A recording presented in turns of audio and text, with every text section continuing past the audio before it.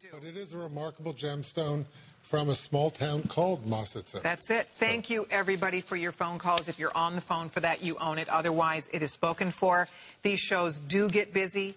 It takes many, many months to put together these collections, and things, like you say, it takes months to make the jewelry, and then it's always gone in a heartbeat. So we will share as we go. And, of course, if you're a fan of any of this Himalayan Gems pieces, we'd love to get your feedback at 1-866-376-TALK. Okay, up next, we're going to show Moonstone.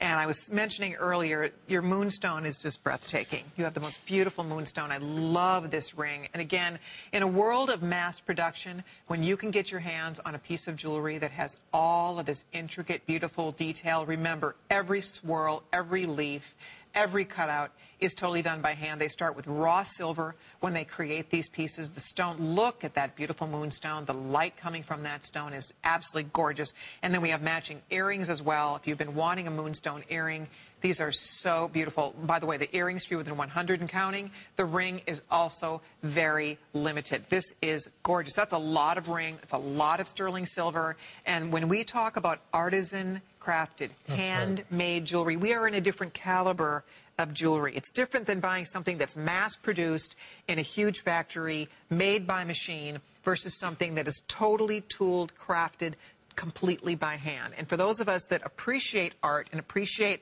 handmade things in general, we have a greater appreciation for what the men and women of Nepal do in creating these collections for us. That's right. And when you're looking at this particular ring, keep in mind, we don't have a single jeweler who works for us in Nepal. We work with independent, family-owned, traditional workshops. And these are workshops, you know, that have, in many cases, they claim that they've been making jewelry, the legends in their family, for literally since the time of the Buddha, who was born 2,500 years ago in Nepal, what is today is known as Nepal. And many of the jewelers that we work with actually have the same surname that the Buddha did, which is Shakya.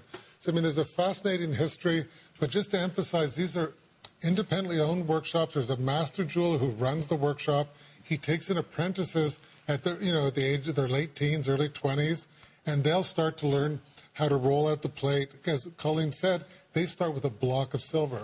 So when you're looking at this ring, basically in that, or these earrings in particular, what we're looking at right here is called a random wire technique. So the junior members of the workshop would be making the plate, making the wire. The next one's up with 5 to 10 years experience would be shaping those pieces.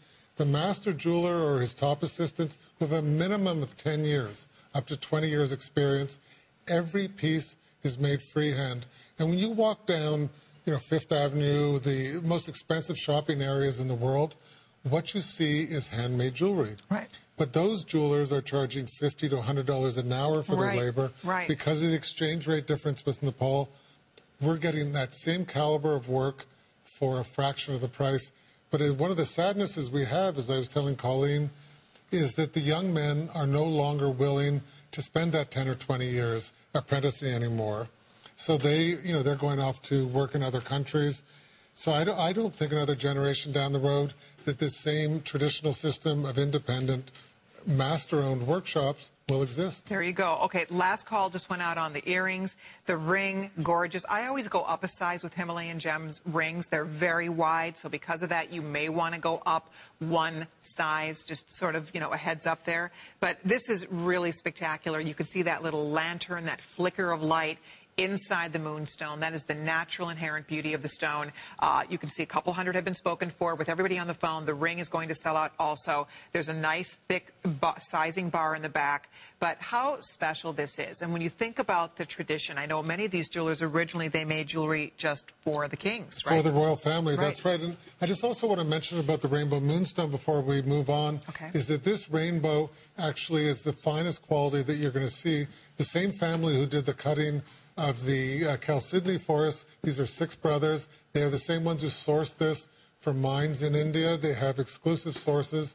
And cutting rainbow Moonstone, a millimeter difference in the height means a huge difference in the amount of agilurescence or play you get on the surface. Right. So you have to not only be an expert buyer and sourcer of the stones, but you have to be an expert cutter to get this quality. And there are no inclusions running through the quality that we sell at HSN. Fascinating. It's beautiful to look at, mesmerizing, so tranquil. tranquil and so calming on the hand. You can see what a beautiful ring that is. It's a large ring. There's a lot of silver in this piece. It is on FlexPay, by the way. Okay, final calls going out. Do we still have all the sizes? I'll find out if we still have all the sizes.